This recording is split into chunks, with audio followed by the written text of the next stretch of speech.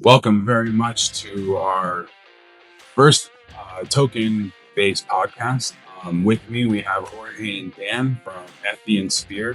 Thank you guys so much for coming. It was great meeting you guys last night, and this idea to come and talk about shop and what we were kind of going in last night is kind of what raised this. So I just want to kind of keep this open and free, and let's just kind of go into the different things. Jorge, please tell me about yourself, tell me about your company. Yes, sir. How are you guys? Dude, it's great to be here. Appreciate you meeting you in this trip kind of by chance, aligning the stars and making it all happen. You know, you're a busy guy. But we're here in Bolivia for the last 12 months, but just recently starting to really ramp up operations, building the rails in Bolivia and in Latam that provide the capital mobility that our users and corporates and individuals need. And then to be able to do this in the context of a partnership with VIVA, it's phenomenal. So really excited to be here. Awesome. Thank you so much, man. I appreciate it. Dan Cartolin. So no, it's been great. And I've been in the crypto space for a pretty long time, and been in a couple of different industries within the crypto space. But what you're doing with Viva is new and very interesting. I've been in the technology space, the AML space, and now the payment space with Sphere, do cross-border payments. I'm the head of sales there, and this use case has been pretty interesting. Tickled my brain quite a bit. Speaking with you last night and when we speak today, it's some really interesting stuff. Very excited about what we do here. Awesome, man. Jorge, I know you guys operate in like 13 countries. Why Bolivia? Like, why is something like a small country like this something that is on your company's radar and coming here and expanding like the way you said you were expanding? Absolutely. We spent the last 10 years essentially obsessing about this issue of capital mobility in our emerging markets. We're all Latam guys are entrepreneurs ourselves, so we've lived through all the pains that entails that you're an entrepreneur in Latam to be able to transact freely with your capital, be able to scale. And so, 5 years ago, we redirected our focus specifically to stablecoins, and we see that as the future of payments worldwide. It's a revolution that's been kind of brewing for about a decade, and the last 5 years have really gained traction. You see it everywhere. Why Bolivia? Well, the whole adage of, you want to get respect at school, you find the biggest bully and you pick on them, right? Yeah. Well, Bolivia happens to be the biggest bully when it comes to the difficulties of capital, right? It has an amalgamation of all the illnesses you can think of when it comes to financial inaccessibility, illiquidity of US dollars, inability to transact freely worldwide, artificially fixed FX, you name it, it's here. Yeah. So we see this as a phenomenal momentum for us to be able to solve the hardest problem in the toughest deal. So yes, sir. That's pretty cool because I feel we're aligned with that. Because for me, I've always said like with what we're doing in Bolivia, if I can make it happen in Bolivia, I can make it happen anywhere. That's right. So it's kind of one of those things of like with everything put against you, if it's something that you can capitalize going against the various forces that are making it difficult, doing it something here makes it anywhere else just incredibly easy. It's kind of funny, like when you say, "I'm going to Bolivia for XYZ," you're like, "Why?" Yeah. No one really understands what's been happening here with the economic stability. It's like, once you get that onion layer over and you explain, well, XYZ, this is why USDT is on the airports. Yeah. This is why you can buy, when you got an airport, you buy USDT. It's because of the economic instability that's happening. But like, to your point, like, no one really gets it until you really explain it. So, one of the things we were talking about last night that I felt, again, we were really aligned with was like the crystal ball aspect. Like, right now there's so many people that are just cash focused, putting cash in their walls and hiding cash and all these, very archaic style ways of doing things. And the aspect of knowing the future is coming and how the future is going to be here. And really being critical of being a part of that growth in the future? Like, what do you think about that aspect of like knowing the event, where eventually we're going to get there, or how like kind of I feel like we know the end point, what it's going to look like, but the path is not determined. So like, what do you feel about that aspect of like how the path is going to go and like the end point and knowing it? I mean, that definitely it hinges on adoption, but adoption hinges on accessibility and inclusivity of financial services that are not necessarily only the traditional financial services that you and I consume on a day-to-day basis, right? So the journey is going to take a while, but it starts now. It's been starting for a few years, and it hinges on our ability to innovate on what's been a very archaic and legacy traditional financial system. Fiat as a means of exchange and as a unit of measure and store of value is not innovative at all. We haven't seen innovation since double book entry journal, that like 50, 70 years ago. Yeah. And so if you were to approach right now any regulator in the world and say, I have this innovation called money, right? Oh, great. What is it? Well, it's this physical paper that you print, and sometimes the paper is worth more than the actual denomination of the currency. The regulator is going to say, no regulator is going to say it's phenomenal. Why? It has, several issues, with it. Number one being transmissibility, right? If you have a dollar, it can only go as far as your arm can reach, right? You have the issue of opacity, which has initially been a honeypot for illicit activity. And then in COVID, we learned is also a vector for disease spread, right? People were laundering money, like physically washing it, right? And so when you bring that over to the 21st century and what stablecoins can do, then when you start seeing the real groundbreaking innovation that this isn't the journey that's going to take us to the end point you were referencing is, stablecoins solve all of that. It is highly transmissible because it's, mobile, money moving at the speed of data over the internet, right? And it's completely, when you talk about blockchain, completely traceable, completely transparent, completely immutable. So all these properties is what's going to take us from where we are now through this wonderful journey into the end point of what we believe to be the next revolution of global payments. Yeah. I mean, how is FB and Sphere connected to? I mean, I know how we got connected, but like just for everyone else, like kind of out there, how does that connection happen and how did that start? So Sphere was born from necessity.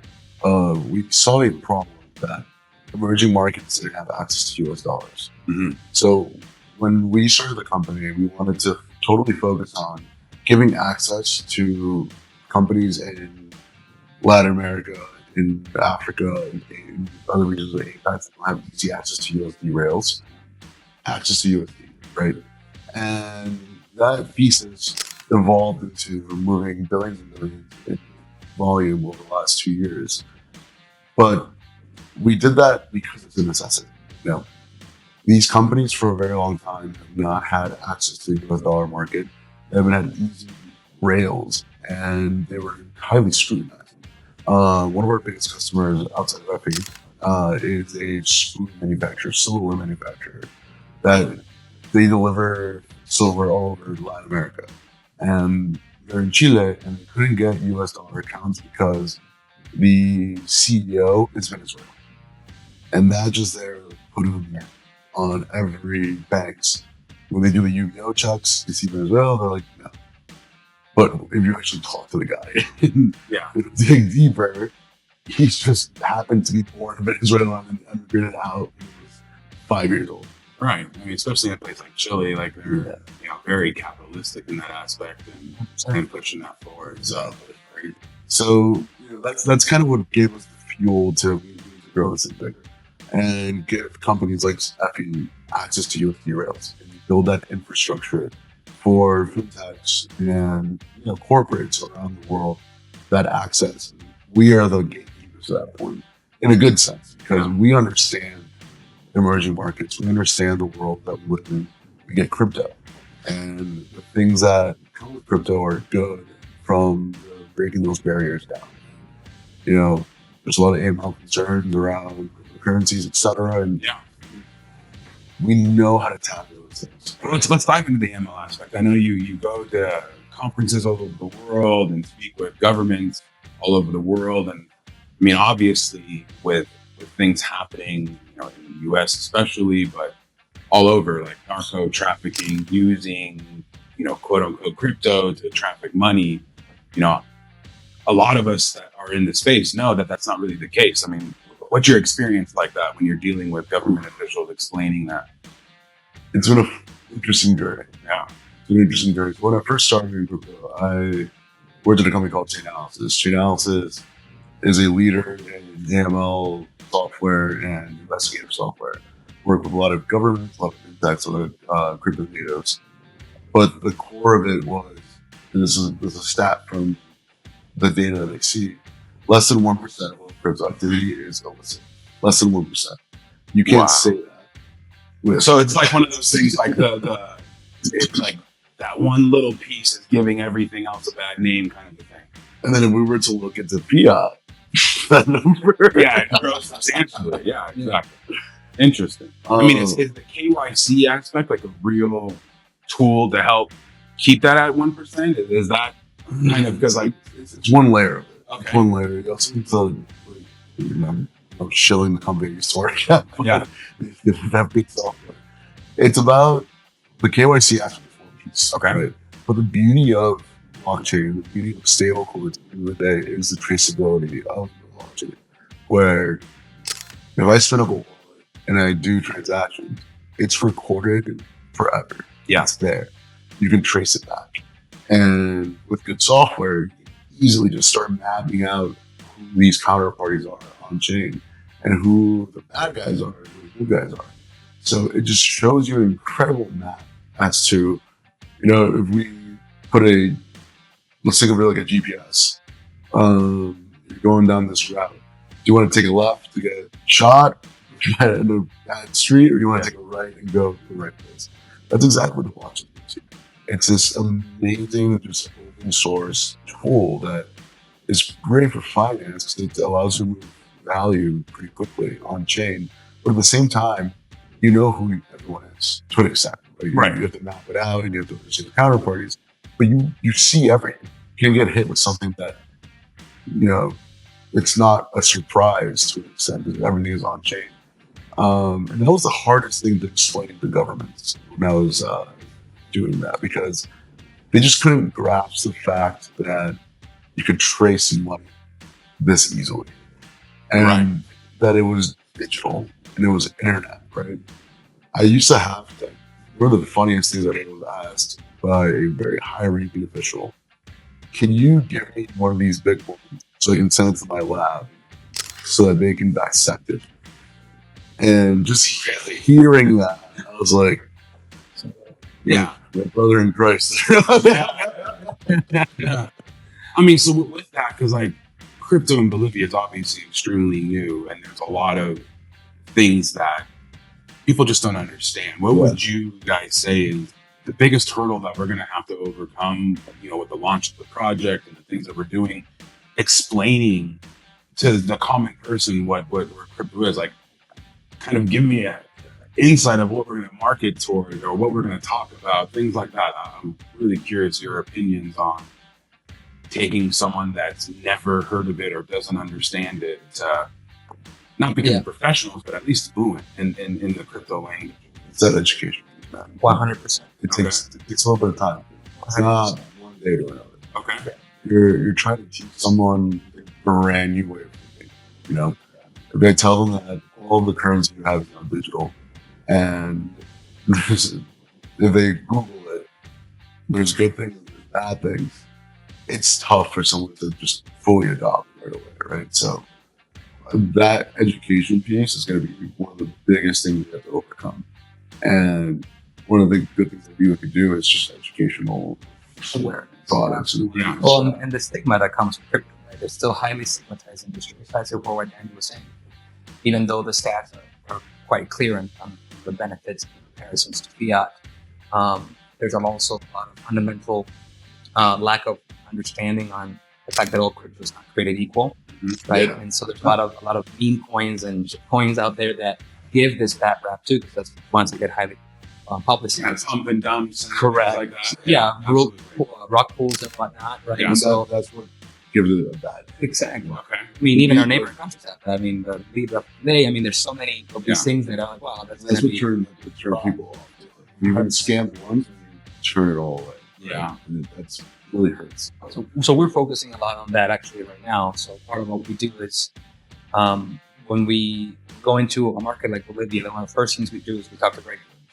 We want to understand how they see the world, Mhm. how they envision the applicability of their laws in the context of the adoption of digital assets or currencies, and where the gaps may be in understanding education. And from that perspective, here in Bolivia, ASFI has asked us, hey, we need an educational agenda. So we can spread good knowledge, right knowledge about benefits of using them, how stablecoins are a specific type of cryptocurrency that has specific use cases and benefits that differ from other very good cryptocurrencies and also very bad cryptocurrencies like Bitcoin and others alike. And then just the inherent natures and underpinning pillars of blockchain technology and what that is, and a wallet, custodial versus non-custodial, all of these terminologies, to Danny's point, Yeah. brand new way of thinking.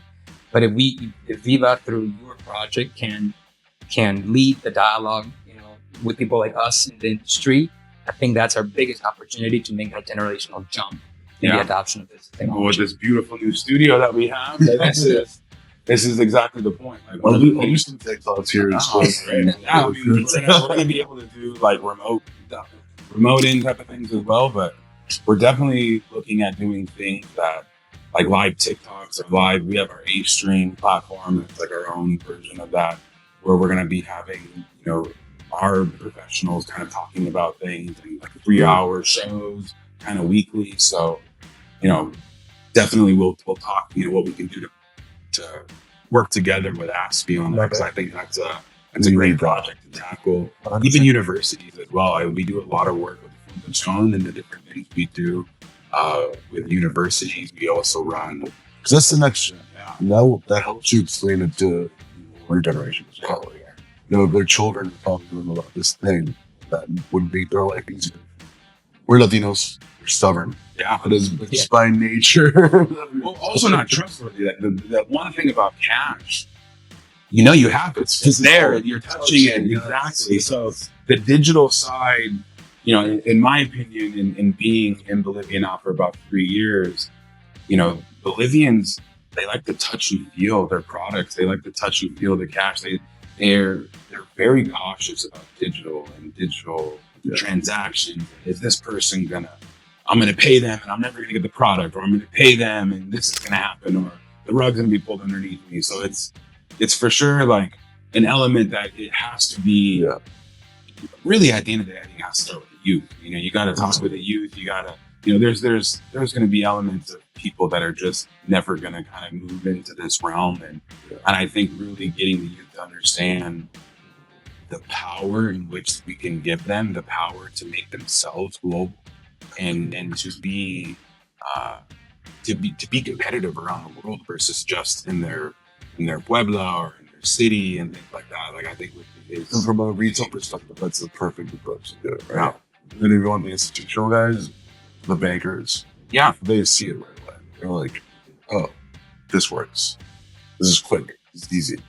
It saves us money. We could probably charge them more. Right. I mean, that's a big key too. I think a lot of banks, especially in areas like this in emerging markets, they see it as a threat versus an opportunity. I mean, what do you think about the actual opportunity of getting involved with actual banking to push them forward versus competing against them and removing their need in the country? Yeah, I mean, banks are a key pillar of our financial system, and that's not going to change anytime soon. 100%. They bring the trust, the scale, and it is much needed. But it's not a matter of competition by itself is I think a healthy thing in any environment. But it's not just competition itself, right? It's a term that he uses called Co-Opetition, right? So it's like strategic, selective competition, exactly. And then also much needed essential collaboration, right? Is you have to work with the banks and in partnership, move away from the dialogue of replacing a bank, but rather augmenting. For a very long time, it was like crypto's the death of things. Right. It's not. They're to be friends. Yeah. It doesn't work very, very, because the fiat comes from banks. 100%. And it's become very clear. For us, our bank partnerships are the most important things for our business. We can't operate if we don't have good banks. And we need really good banking rails for, especially our sphere is very deep for us today. And XYZ client in XYZ part of the world needs fiat deposit into their bank. We have to do that. And if we don't play national banks and we're not licensed in various countries, if they see a wire coming from Sphere, Exactly. they're not regulated. So we have to be regulated. We have to have religion in the banking partners. To say the Buffy. It's a very symbiotic relationship to that. 100%. And I don't know if you see it, Daniel, but I see the smartest players in that traditional financial realm finally start to, accept and embrace the fact that fintechs are more nimble to solve some highly specific issues like what Daniel just mentioned. So it's moving away from the dialogue of replacement and no competition and more of this augmented partnership model. Nice.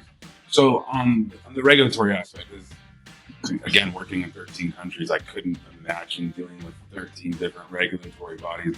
You got to have an army to handle that, right? 100%. Yeah, it takes a village. Yeah, for sure. But it's some of the most thought-provoking and fun conversations I've had is being able to, because we're in this interjection right now of the growth of our global economy as it pertains to payments and moving of money using blockchain technologies. And we're literally shaping the way that our country, specifically in emerging nations, are embracing or this challenging aspect of how do I regulate an activity that is right now unregulated and that I know it's going to come whether I want to or not. And they don't understand. And they don't, right? So that's we find ourselves in that privileged situation to be able to sit in a room with regulators and explain to them some of these things that we're talking about right now. And then you literally see the eyes pop open and they're like, wow, this is the future. Yeah, this is the future and this is what we see.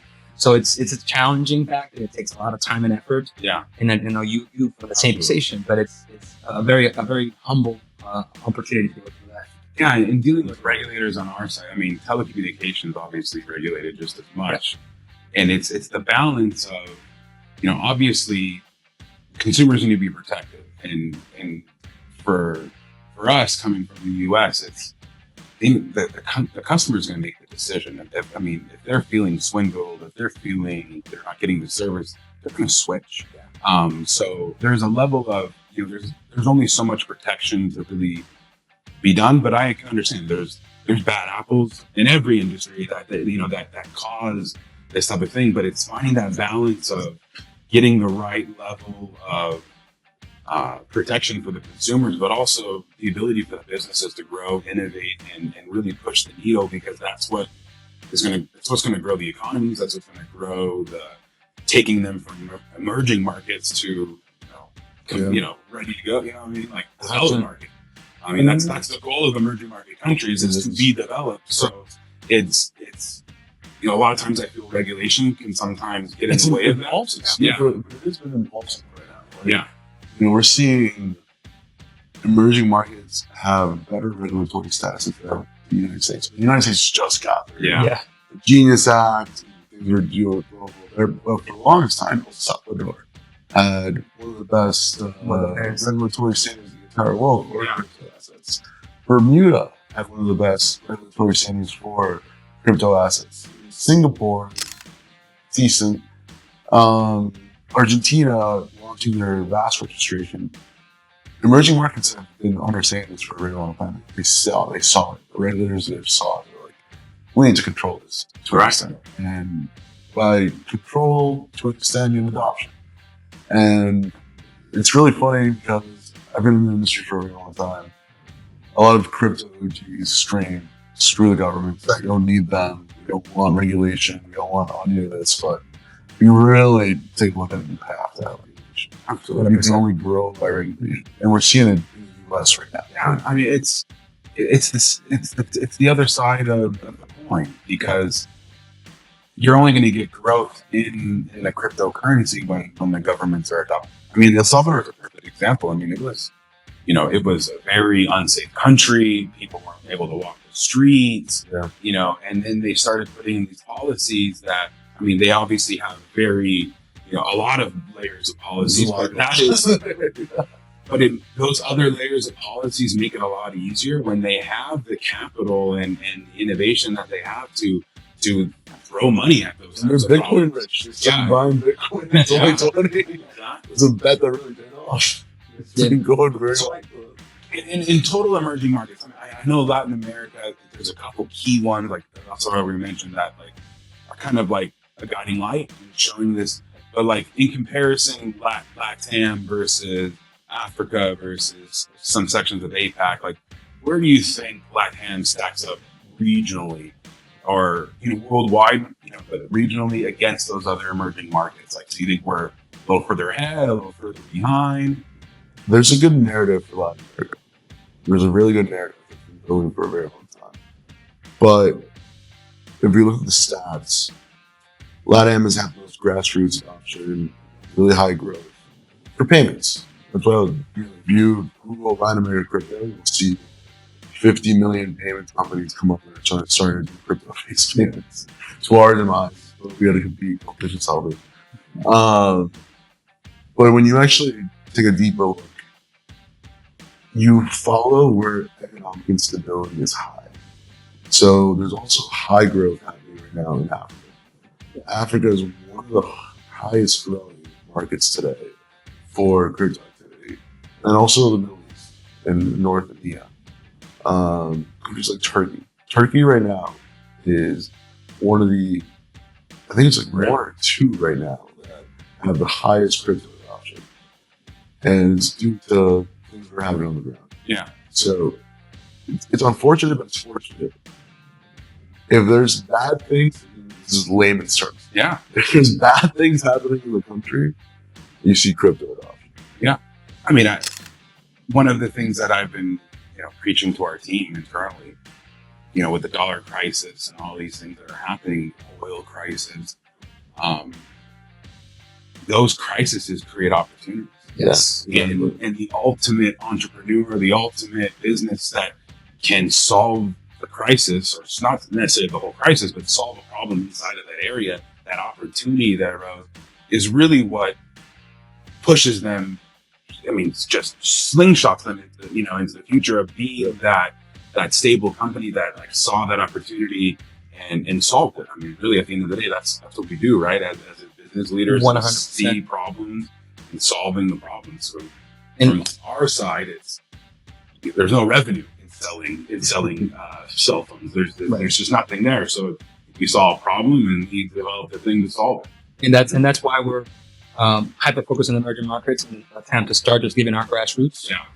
To complement Dan's earlier point, I mean, it's a today 2025 is on track to close just a hair over $3 trillion for global payments, projected to be almost double, so about 6.5, almost 6 billion, rather trillion by the end of 2030, 5 years. It's going to double.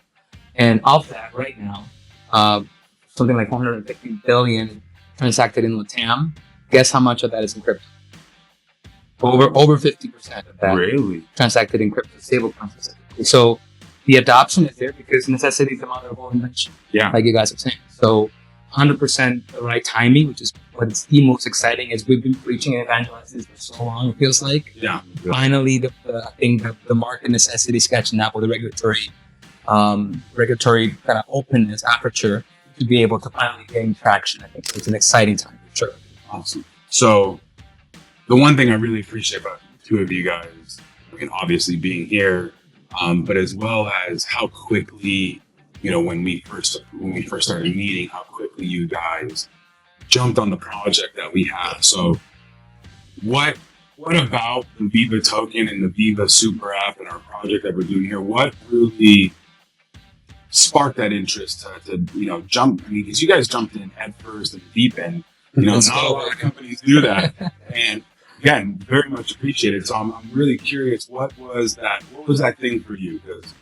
For us personally, we understand why. Right? We got why. We got the why. Understanding the why is really what takes a lot of people time to. Why are we investing so much money in Bolivia? Mm-hmm. Put that aside. We understood. We got in. Yeah. The second part of it is you have a real use case.